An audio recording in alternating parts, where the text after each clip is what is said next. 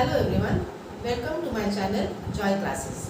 आज हम लोग क्लास 10 मैथ्स का third chapter pair of linear equations in two variables start करेंगे।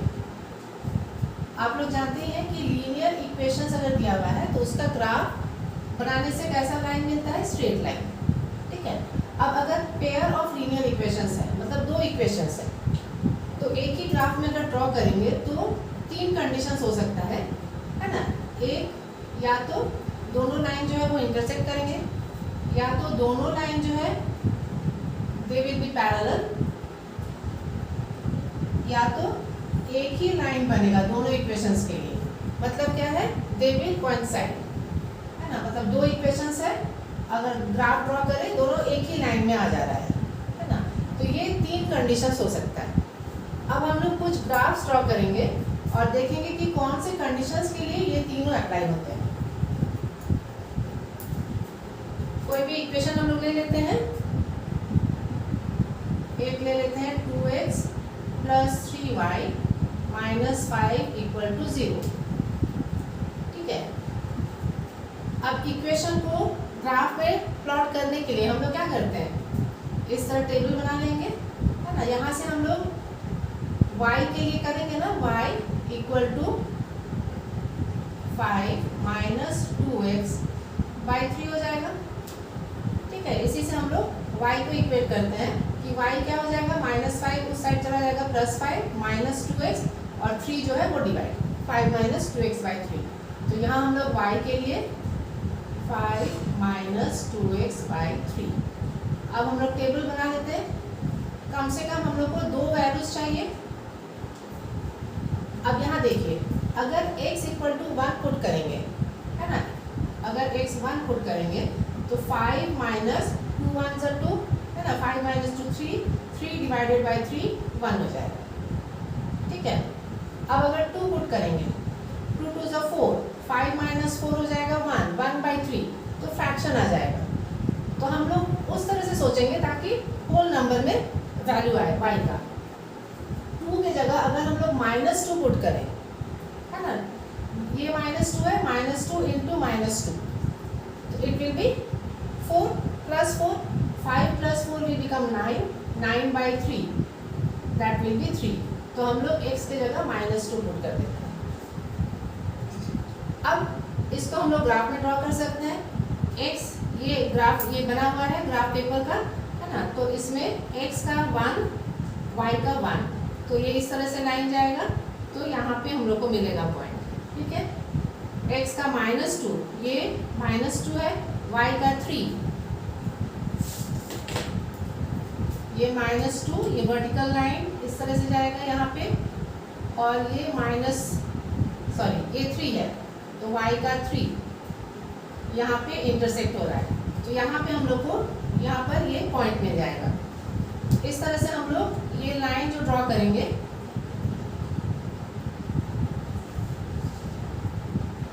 ये स्ट्रेट लाइन ग्राफ आ जाएगा।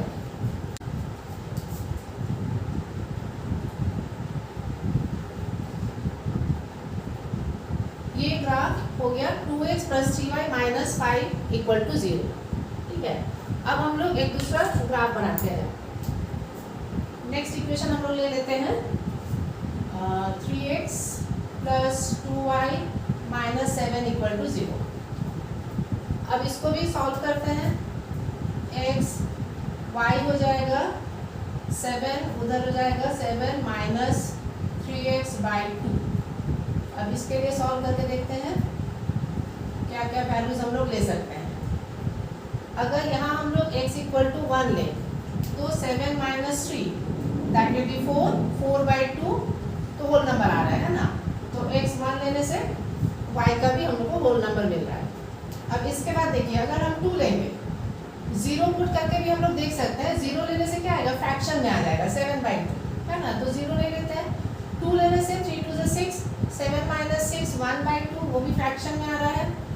3 लेके देखते हैं, 3 3 = 9, है ना। 7 - 9, तो -2 हो जाएगा, -2/2, तो वो 1 आएगा, है ना। तो यहाँ पे हम लोग 3 ले सकते हैं। तो 3 3 = 9, मतलब ये -2 आ गया, -2/2 -1। ठीक है। अब इसी ग्राफ में हम लोग ड्रॉ करते हैं। x का है 1, y का है 2, ये 1 और y का 2 यहाँ पे। एक पॉइंट हम लोग को यहाँ मिला। x का 3, y का -1, ये 3 है और y का -1।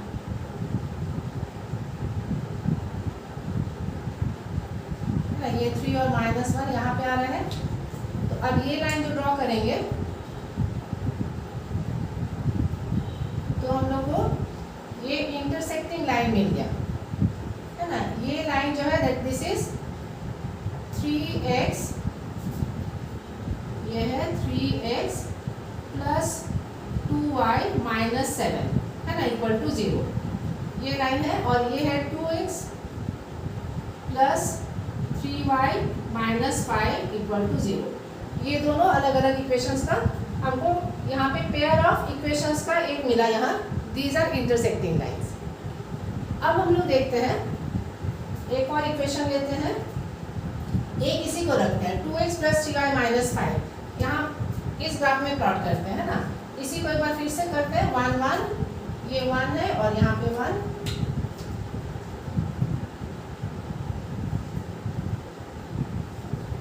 फिर -2 और 3, ये -2 और y का 3।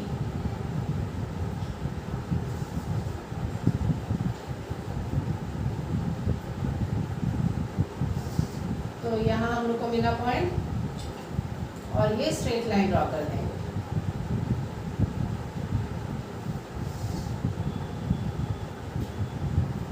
अब एक और इक्वेशंस लेते हैं। 4x plus 6y -20 equal to 0। अब इसको भी हम लोग सॉल्व करते हैं y के लिए। y हो जाएगा 20 -4x, 20 -4x बाई 6। इसके लिए भी हम लोग कम से कम 2 वैल्यूज देखते हैं है ना। अब यहाँ पे देखिए, अगर हम 1 लेते हैं तो 20 - 4 16, तो ये फ्रैक्शन में आ जाएगा। अगर हम 4 2 से 8 लेते हैं, 20 - 8 12, 12 6 से डिविजिबल है, तो हम लोग 2 लेके देखते हैं। तो ये 12 हो जाएगा, 12/6 2, ये भी 2 आ गया। ठीक है, अब एक और वैल्यू लेना है। अब इसके बाद यहाँ अगर हम 3 लेते हैं तो 4 3 12, 20 - 12 8 आ जाएगा। अगर -3 लेते हैं, माइनस लेने से माइनस माइनस प्लस उसमें भी नहीं होगा। इसमें अगर हम लोग इसको -1 ले लेते हैं ना, -1 लेने से क्या होगा, minus minus plus and this will become 24। तो ये 6 का मल्टीपल हो जाएगा। यहाँ हम लोग -1 लेते हैं तो ये हो जाएगा -4 × -1 + 4, तो 24/6, 6 4 = 24। ठीक है, अब इसको हम लोग यहाँ ड्रॉ करते हैं। x के लिए 2, y के लिए भी 2, तो 2 और यहाँ भी हम लोग का 2 आ जाएगा।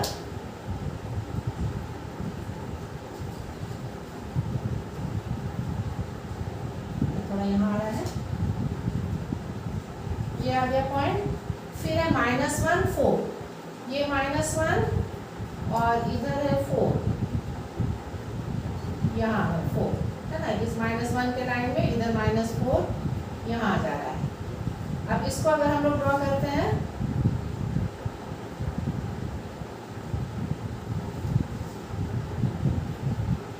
तो ये आ गया पैरेलल लाइन है ना। ये है 4x + 6y - 20 = 0 और ये है 2x + 3y - 5 = 0। ठीक है, यहाँ हम लोग को इंटरसेक्टिंग लाइंस मिला, यहाँ हम लोग को पैरेलल लाइंस मिला। अब एक और देख लेते हैं, एक और इक्वेशन हम लोग ले लेते हैं।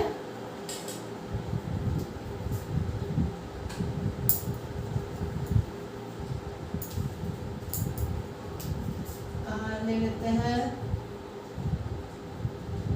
4x + 6y - 10 = 0। ठीक है, इसको अगर सॉल्व करेंगे x और यहाँ y के लिए, तो y will be 10 minus 4x by 6। तो यहाँ भी देख लीजिए, x अगर हम 1 लेते हैं तो 10 माइनस 4 बाई 6, तो 6 बाई 6 1 आ जाएगा। ठीक है, यहाँ मान लेते हैं हम लोग 4 3 12 माइनस 2 अगर लेंगे, 4 2 8। हाँ, अगर मान लेते हैं -2 लेते हैं, है ना, -2 लेने से 4 2 8 और ये माइनस, तो माइनस माइनस प्लस हो जाएगा, तो 10 और 8 18, यहाँ हम लोग -2 लेते हैं। ठीक है, तो क्या हो जाएगा 18 और बाई 6 हो जाएगा 3। ठीक है, इसको अगर हम सॉल्व करते हैं तो देखिए 1 और 1 ये वाला लाइन हो गया, -2 x का -2, x का ये -2 हो गया, और y का 3 सेम पॉइंट्स आ गया, है ना, जो हम लोग इसमें लिए थे फर्स्ट वाले में वही आ गया। कुछ और भी पॉइंट्स लेके देखेंगे तो ये सारा इसी लाइन में आएगा। तो हम लोग क्या देखते हैं कि इसका जो इक्वेशन, इस इक्वेशन का जो ग्राफ मिल रहा है स्ट्रेट लाइन, वो सेम इसी लाइन में मिल रहा है ना। तो ये सेम हो जाएगा 4x plus 6y minus 10 equal to 0। अब हम लोग तीनों कंडीशंस का इक्वेशंस हम लोग ड्रॉ कर लिए हैं। अब हम लोग कंडीशंस पे ध्यान देते हैं। ठीक है, ये जो पहला था 2x प्लस 3y माइनस 5, अब ये इसको हम लोग जनरल इक्वेशंस में कैसे लिखेंगे? हम लोग जानते हैं ax plus by plus c equal to 0।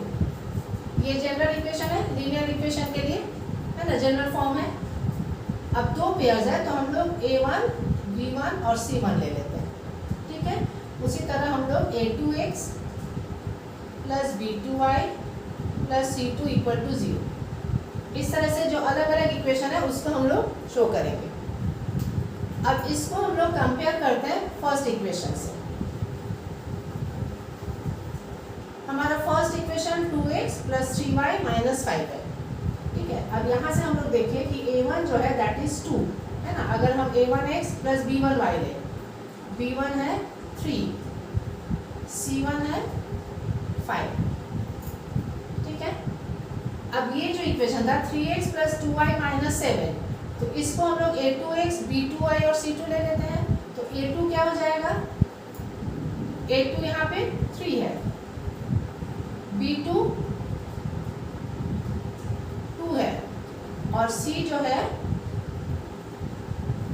c2 है -7, यहाँ -5 था। अब इन लोगों का हम रेशियो अगर लेते हैं, अगर हम a1 बाई a2 करते हैं तो क्या आया 2/3, b1 बाई b2 करके देखते हैं तो ये आया 3/2, c1 बाई c2 देखते हैं तो ये आया -5 बाई -7, है ना, माइनस माइनस कैंसिल हो जाएगा तो दैट विल बी -5/7। तो इससे हम लोग को क्या मिलता है कि इसका जो रेशियोज है this is not equal to b1 by b2, है ना, और इधर भी आगे हम लोग देखते हैं not equal to c1 by c2। तो जनरली इस क्वेश्चन को नहीं लिखते हैं, इधर ही नॉट इक्वल हो जाने से ये भले इक्वल हो या ना हो कोई फर्क नहीं पड़ता है। तो उसमें हम लोग को कैसा लाइन मिलेगा, इंटरसेक्टिंग लाइन।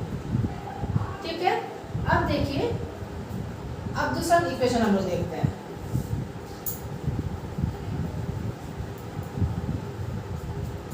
अब हम लोग कंपेयर करते हैं 4x प्लस 6y माइनस 20 को। 4x plus 6y minus 20 equal to 0, और इधर का इक्वेशन क्या था 2x plus 3y minus 5 equal to 0। इसमें भी a1 a2 b1 b2 करके देखते हैं। a1 बाई a2, a1 है 2, a2 है 4, b1 बाई b2, b1 है 3, b2 है 6, c1 बाई c2, ये है -5, ये -20। इसको अगर हम लोग देखते हैं 2 1 2 2 तो 1/2 हो गया, 3 1 जा 3 2 जा, ये भी 1/2 आ गया। इसको करेंगे तो 5 1 5 4, तो ये इक्वल नहीं है। लेकिन a1/a2 equal to b1/b2 is not equal to c1/c2। तो ये कौन सा केस हो गया? ये पैरेलल लाइन का केस हो गया। इस केस में क्या आता है? पैरेलल लाइन मिलता है, ठीक है। और ये हो गया इंटरसेक्टिंग लाइन का। अब जो थर्ड वाला है ना, 4x + 6y - 10, 2x + 3y - 5, इसमें अगर कंपेयर करते हैं तो देखिए इसका सारा रेशियोज जो है वो इक्वल आएगा, है ना। 2x/4x, तो ये 2/4 करेंगे तो a1/a2 2/4 आ गया 1/2। फिर b1/b2 करेंगे 3/6, ये भी इसका भी रेशियो लेंगे तो 1/2 आ जाएगा। फिर -5/- 10, इसका भी रेशियो लेंगे तो 1/2, दैट इज इक्वल आ जाएगा c1/c2। तो ये कंडीशन हो गया कोइंसाइडिंग लाइंस के लिए, ठीक है। तो इस तरह से हम लोग देखते हैं कि ये 3 अलग अलग जो कंडीशंस है, इससे एक में हम लोग को इंटरसेक्टिंग लाइंस मिलता है, एक में पैरेलल मिलता है और एक में कोइंसाइडिंग। तो इंटरसेक्टिंग के लिए ध्यान रखिए कि a1/a2 is not equal to b1/b2। ये भले इक्वल हो या ना हो कोई फर्क नहीं पड़ता। यहीं पे अगर नॉट इक्वल हो गया that means the line will intersect, ठीक है। अब जहाँ पे तीनों रेशियो जो है इक्वल है वो कोइंसाइडिंग हो गया, ठीक है। और जहाँ पे ये इक्वल है लेकिन जो कांस्टेंट फैक्टर है वो इक्वल नहीं है, ठीक है। तो इक्वल मतलब रेशियो, है ना। ये सारा हम लोग रेशियो देख रहे हैं। तो a1/a2 equal to b1/b2, but that is not equal to the ratio of c1/c2, है ना। तो उस केस में हम लोग को पैरेलल लाइंस मिलता है। क्लियर है? बस यही 3 कंडीशंस याद रखना होगा। तो फर्स्ट एक्सरसाइज में इसी टाइप का क्वेश्चन है कि आपको इक्वेशंस दे दिया जाएगा और उसमें आपको पता करना होगा कि लाइंस इंटरसेक्टिंग है या कोइंसाइडिंग है या पैरेलल है। अब इसी में एक और बात है कि देखिए ये लाइंस जो है इसका सॉल्यूशन जो मिलता है यहाँ पे इसका यूनिक सॉल्यूशन होगा। ये जो इंटरसेक्टिंग लाइन है अगर इसका सॉल्यूशन हम लोग निकालें दोनों का, है ना, सॉल्यूशन कहाँ मिलेगा? जो पॉइंट दोनों लाइन के लिए सेटिस्फाइड है ना। मतलब क्या है? जो पॉइंट जो है that should come in that line.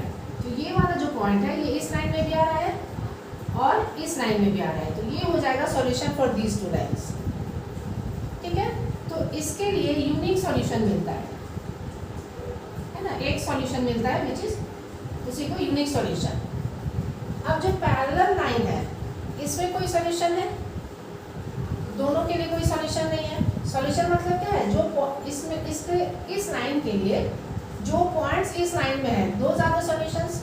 अब इन दोनों को मिला के अगर देखें तो कोई भी पॉइंट जो है वो कॉमन नहीं है। So this pair of lines don't have any solution, है ना। पेयर ऑफ लाइंस के लिए नो सॉल्यूशन, तो ये इसके लिए हो जाएगा नो सॉल्यूशन। इसके लिए हो गया यूनिक सॉल्यूशन।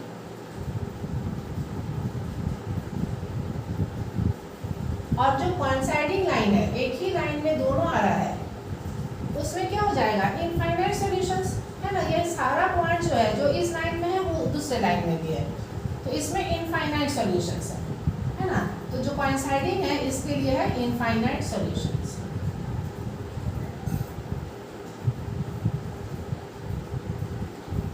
क्लियर है? अब इसी में एक बात और है कि जिसमें सॉल्यूशंस मिलता है उसको हम लोग बोलते हैं कंसिस्टेंट, है ना। पेयर ऑफ इक्वेशंस जो है दोज आर कंसिस्टेंट। तो यूनिक सॉल्यूशन है और इनफाइनाइट सॉल्यूशन है, ये जो है ये दोनों के लिए ये कंसिस्टेंट हो जाता है। और जिसमें नो सॉल्यूशन होता है उसको बोलते हैं इनकंसिस्टेंट। इनकंसिस्टेंट, यही आप लोगों को याद रखना होगा, ठीक है। तो जिसमें सॉल्यूशंस है those are called consistent, these lines are consistent, है ना। और जिसमें सॉल्यूशंस नहीं है दोज आर इनकंसिस्टेंट। उस तरह का भी क्वेश्चन है जो फर्स्ट एक्सरसाइज है उसमें आप लोग देखिएगा क्वेश्चन नंबर 2 में है ना, उसमें लिखा हुआ है ऑन कंपेयरिंग द रेशियोज है ना A1/A2, B1/B2 and C1/C2 find out whether the lines representing the following pairs of linear equations intersect at a point are parallel और कोइंसिडेंट। तो उसमें जो भी इक्वेशंस है उसको इसी तरह लिख के ये रेशियोज आप लोगों को कंपेयर करना होगा, ठीक है। और क्वेश्चन 3 में देखिए सेम टाइप है, comparing the ratios find out whether the following pair of linear equations are consistent और इनकंसिस्टेंट है ना। कंसिस्टेंट मतलब सॉल्यूशन है या नहीं, तो दो कंडीशन के लिए कंसिस्टेंट है, एक इंटरसेक्टिंग और एक कोइंसाइडिंग, और अगर पैरेलल लाइन होता है तो दैट इज इनकंसिस्टेंट। तो क्वेश्चन 2 और 3 इसी तरह से सॉल्व होगा, ठीक है। अब हम लोग कुछ क्वेश्चंस सॉल्व करके देख लेते हैं।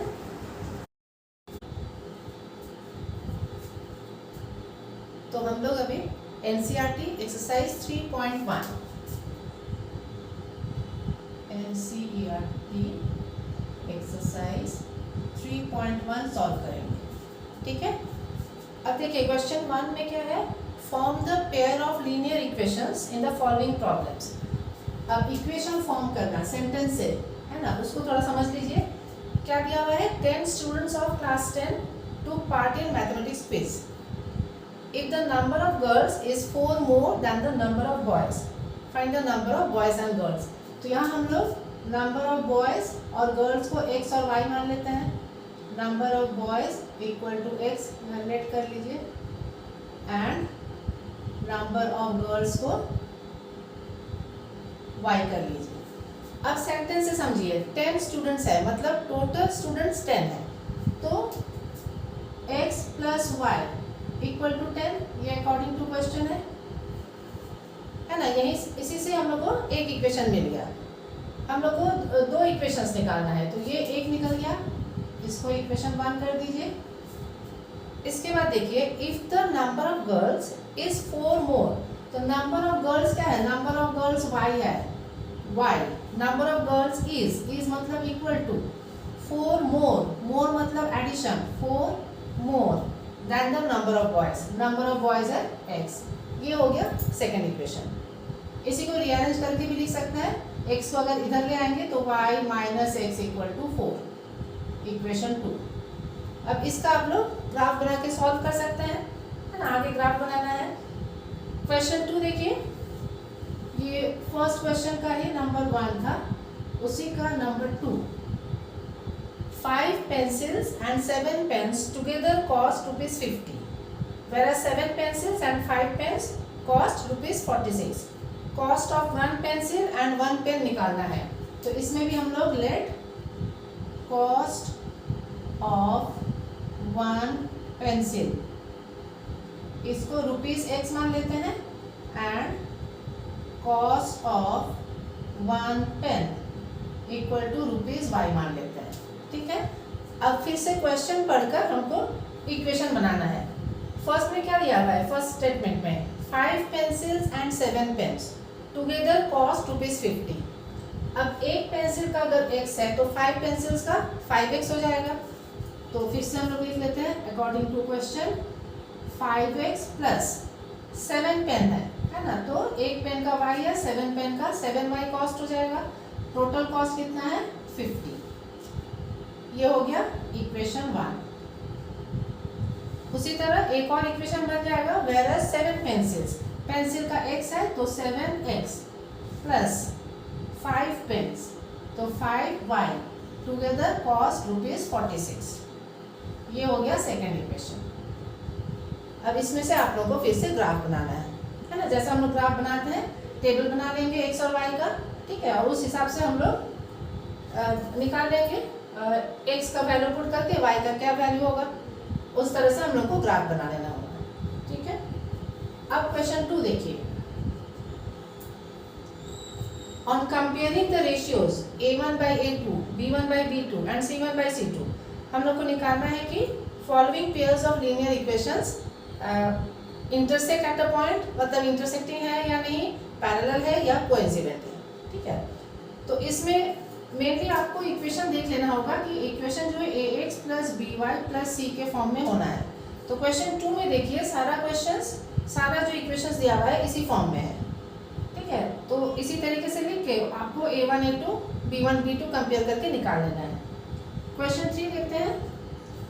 क्वेश्चन 3 में देखिए फर्स्ट क्वेश्चन जो है 2 और 3 ऑलमोस्ट सेम है ना। इसमें 2 में इंटरसेक्टिंग, पैरेलल या कोइंसिडेंट निकालना है और 3 में कंसिस्टेंट या इनकंसिस्टेंट। तो हम लोग को पता है कि कंसिस्टेंट कब होगा, इंटरसेक्टिंग और कोइंसिडेंट लाइंस के लिए, है ना। और जहाँ पैरेलल लाइंस मिल जाएगा तो वो इनकंसिस्टेंट होगा। तो इससे भी हम लोग को वही चीज़ निकालना होगा। इसमें देखिए इक्वेशन जो है 3x plus 2y equal to 5 है। तो इसको हम लोग रीअरेंज करके 3x plus 2y minus 5 equal to 0 इस फॉर्म में डालना है ना। ax plus by plus c इस फॉर्म में, ठीक है। तब हम लोग को मिल जाएगा कि इसमें से a1 क्या है 3 हो जाएगा, b1 2 हो जाएगा, c1 माइनस 5, ठीक है। और नेक्स्ट इक्वेशन जो है 3x प्लस 2y हो गया, 2x minus 3y equal to 7। तो ये हो जाएगा 2x minus 3y minus 7 equal to 0। तो इसमें हम लोग देख लेते हैं कि इसका a1 क्या हो गया 3, इसका b1 हो गया 2, इसका c1 हो गया माइनस 5, ठीक है। और यहाँ है ना, ये इसके लिए है, ये इसके लिए है। a1 हो गया 2, b1 हो गया माइनस 3, c1 सॉरी ये 2 लिखेंगे हम लोग, है ना। b2 a2 b2 c2 equal to minus 7। इस फॉर्म में नहीं सजाने से हम लोग ये गलती कर सकते हैं ना कि c को हम लोग डायरेक्ट 7 ले लेंगे तो वो गलत हो जाएगा। इसलिए हमेशा इस फॉर्म में हम लोग लिख के उसके बाद ABC निकालेंगे। तो c2 7। इसके बाद हम लोग कंपेयर करेंगे a1 बाई a2 3/2 आ रहा है, b1 by b2 2y minus 3 आ रहा है, c1 by c2 minus 5 by minus 7। तो तीनों जो रेशियो है कोई भी इक्वल नहीं है ना। तो ये इंटरसेक्टिंग लाइन का केस हो गया, ठीक है। उसको आपको दिखा देना होगा। इसी तरीके से बाकी क्वेश्चंस भी करना है। इसमें हम लोग क्वेश्चन 3 देख लेते हैं। क्वेश्चन 3 का 3/2x plus 5/3y equal to 7। अब ये इस तरह से जो फ्रैक्शन फॉर्म में है तो इसको हम लोग को इस फॉर्म में ले आना है ना, ax plus by plus c। तो यहाँ हम लोग एलसीएम ले लेंगे, 3 2 6, यहाँ पे 3 3 9 हो जाएगा, 9x plus 5 2 10y equal to 7। तो ये हो जाएगा 9x plus 10y equal to 7 6 42, है ना। अब इसको हम लोग finally 9x plus 10y minus 42 इस फॉर्म में ले आएंगे, है ना। तो यहाँ से हम लोग को a1 मिल जाएगा, a1 equal to 9, b1 equal to 10 and c1 equal to minus 42, ठीक है। तो इस तरह जो इक्वेशन होगा उसको इस फॉर्म में ले आना होगा। और नेक्स्ट जो है इसके साथ में कौन सा है 9x minus 10y and 9x minus 10y equal to 14, है ना। ये दूसरा इक्वेशन है। तो इसको हम लोग 9x minus 10y minus 14 equal to 0 करेंगे। तो यहाँ से a2 निकाल लेंगे, a2 इक्वल टू 9 है, b2 इक्वल टू माइनस 10 है, c2 इक्वल टू माइनस 14 है, ठीक है। तो फिर यहाँ हम लोग a1 by a2 b1 by b2 इस तरह से निकाल लेंगे। a1 बाई a2 9 बाई 9 ये 1 हो गया, ठीक है। अब b1 बाई b2, b1 है 10 b2 है माइनस 10 तो ये हो गया माइनस 1। और c1 by c2 minus 42 by minus 14 तो ये हो जाएगा 3 प्लस 3। तो यहाँ क्या देखना है a1 बाई a2 1 है, b1 बाई b2 माइनस 1 है। तो a1 by a2 is not equal to b1 by b2, है ना। साइन का भी ध्यान रखना है, सिर्फ नंबर सेम होने से नहीं होगा, प्लस माइनस वो भी सेम होना है।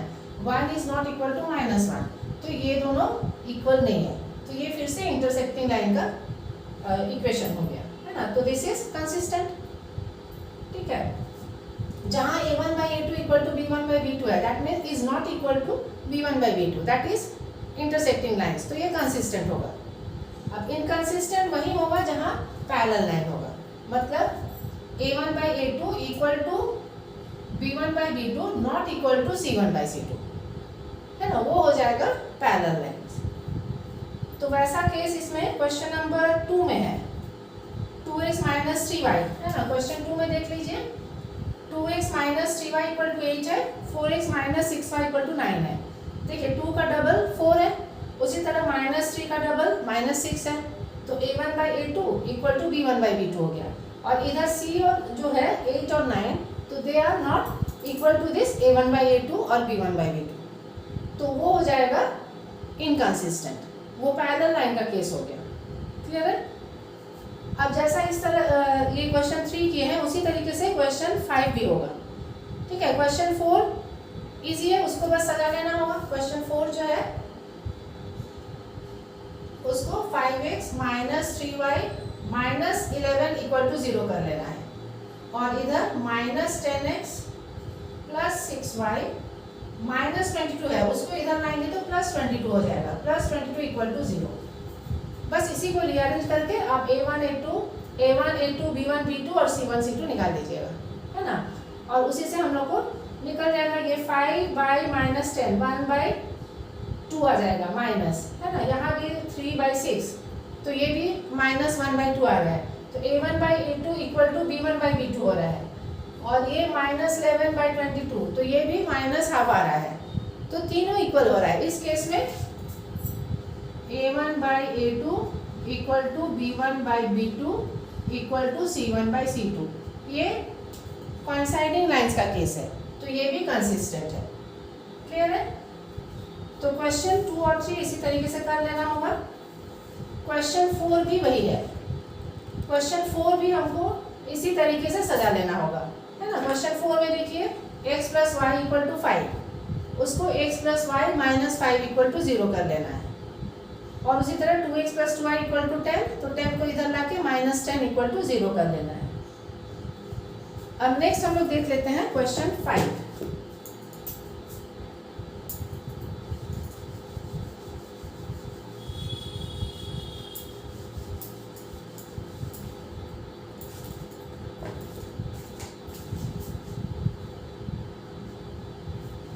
अच्छा, इसमें भी हम लोग को स्टेटमेंट से इक्वेशन फॉर्म करना होगा। Half the perimeter of a rectangular garden whose length is 4 meter more than its width is 36 meter. Find the dimensions of the garden. तो लेंथ और ब्रेड्थ निकालना है। Let length of the garden, length equal to हम लोग x metre मान लेते हैं, and breadth of the garden equal to y metre, ठीक है। अब देखिए स्टेटमेंट में हम लोग को थोड़ा सा जैसे अगर थोड़ा सा हटा के अगर स्टेटमेंट पढ़े तो उससे क्लियर हो जाएगा।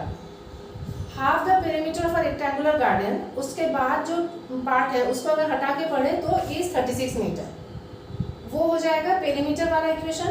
और यहाँ पे whose length is 4 metre more than its width, यहाँ से हम लोग को फर्स्ट इक्वेशन मिलेगा।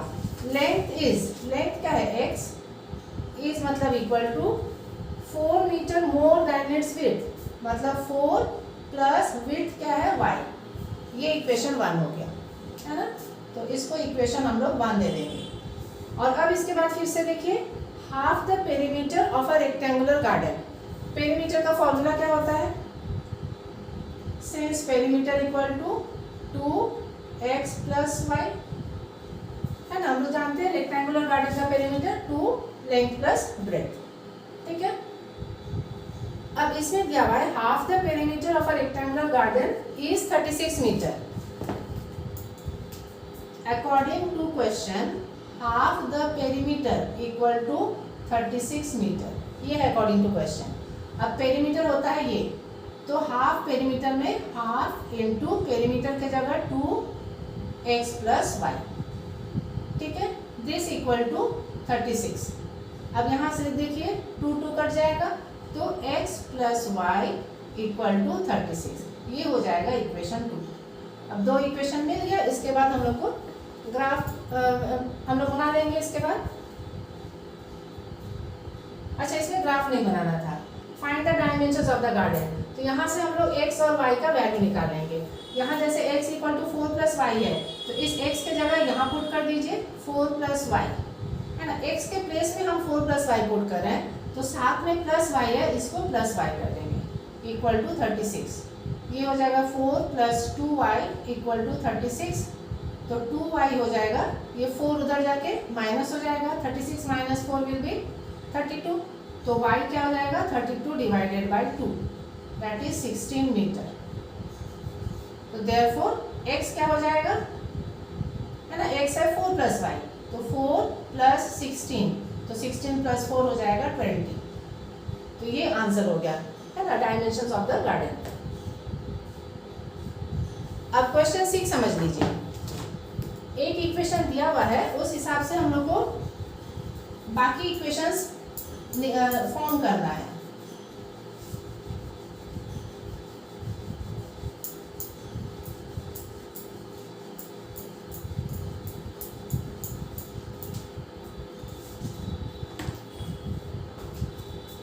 Given the linear equation 2x plus 3y, यह है question number 6। 2x plus 3y minus 8 equal to 0. Write another linear equation such that the pairs who formed is intersecting lines, parallel lines and coincident. अब यहाँ समझ लीजिए, intersecting lines के लिए कोई भी रेशियो इक्वल नहीं होना चाहिए, है ना। मतलब a1 by a2 is not equal to b1 by b2, तो कुछ भी हम लोग यहाँ ले सकते हैं, 5x plus 2y minus 15 equal to 0, कुछ भी अपने मन से हम लोग लिख सकते हैं, है ना। कुछ भी रेशियो लीजिए, रेशियो इक्वल नहीं है, तो ये हो जाएगा, ये जो पेयर है ये हो जाएगा इंटरसेक्टिंग लाइंस के लिए, फॉर इंटरसेक्टिंग लाइंस। अब इसके बाद हम लोग को बनाना है कोइंसाइडिंग, जो कोइंसाइड करे, है ना। तो उसके लिए क्या होता है, a1 by a2 equal to b1 by b2 equal to c1 by c2। तो क्या करेंगे ना, ये जो इक्वेशन है इसको बस हम लोग को किसी एक नंबर से मल्टीप्लाई कर दीजिए। मान लीजिए हम 3 से करते हैं, तो 3 2 ज़ा 6x प्लस 3 3 ज़ा 9y माइनस 3 8 ज़ा 24, तो 2x प्लस 3y माइनस 8, ये जो पेयर ऑफ लाइन है ये हो जाएगा कोइंसाइडिंग लाइन, है ना। इसमें a1 by a2 equal to b1 by b2 equal to c1 by c2, और जो पैरेलल लाइन है उसमें ये वाला इक्वल होना चाहिए, ये जो कांस्टेंट टर्म है ये इक्वल नहीं होना चाहिए। मान लेते हैं ये जो है 2x plus 3y minus 8 equal to 0, तो दूसरा हम लोग इसको डबल कर लेते हैं, 4x प्लस इसको भी डबल कर लेते हैं, 3 2 ज़ा 6y, और इसको कुछ और कर लेते हैं, है ना। इसको डबल करने से ये यही वाला आ जाएगा, कोइंसाइडिंग लाइन हो जाएगा। तो इसको हमको डबल नहीं करना है, आप कुछ और कर लीजिए, 32 कर लीजिए, है ना, या कुछ भी नंबर 30 कर लीजिए। मतलब रेशियो जो है ये इसके बराबर नहीं होना है, तो ये हो जाएगा पैरेलल लाइन, पैरेलल लाइंस। तो कोई भी एक इक्वेशन दिया हुआ है उस हिसाब से हम लोग पेयर ऑफ लाइंस बना सकते हैं, है ना, so that they might intersect, they might coincide, they may be parallel। तो इस तरीके से हम लोग इक्वेशन फॉर्म कर लेते हैं।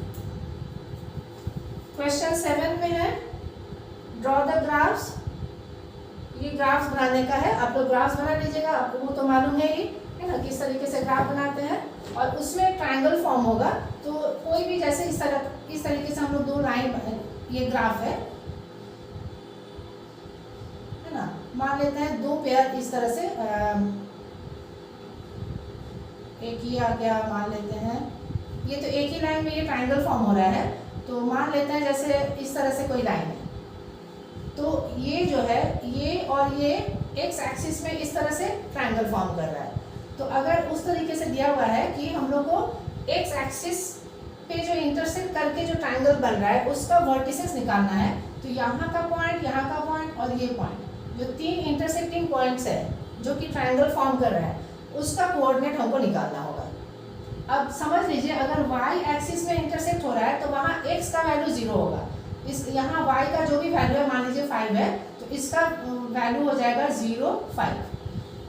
ठीक है, जहाँ x एक्सिस पे इंटरसेक्ट करता है वहाँ y का वैल्यू 0 होगा। मान लीजिए x ये वाला मान लीजिए 4 है, तो 4 और 0 हो जाएगा इसका कोऑर्डिनेट। और यहाँ पे मान लीजिए ये -2 है ना, ये x वाला वैल्यू है, तो x का वैल्यू रहेगा और y का वैल्यू 0 होगा। तो इस तरीके से हम लोग ये पॉइंट्स जो है वो निकाल लेते हैं, है ना। क्वेश्चन 7 में वही निकालना है। ठीक है, find the coordinates of the vertices of the triangle formed by these lines and the x axis. तो जो दो लाइन कट होगा और x एक्सिस के साथ जो इंटरसेक्ट करके ट्रायंगल बनेगा, तो उसका हम लोग को वर्टिसेस निकालना है। ठीक है, हम यहाँ y के साथ भी दिखा दिए हैं, तो आप लोग ग्राफ बनाइएगा तो उसमें क्लियर हो जाएगा। ठीक है, तो ये एक्सरसाइज 3.1 हम लोग का हो गया। अब नेक्स्ट वीडियो में हम लोग एक्सरसाइज 3.2 सॉल्व करेंगे। Thank you for giving me time.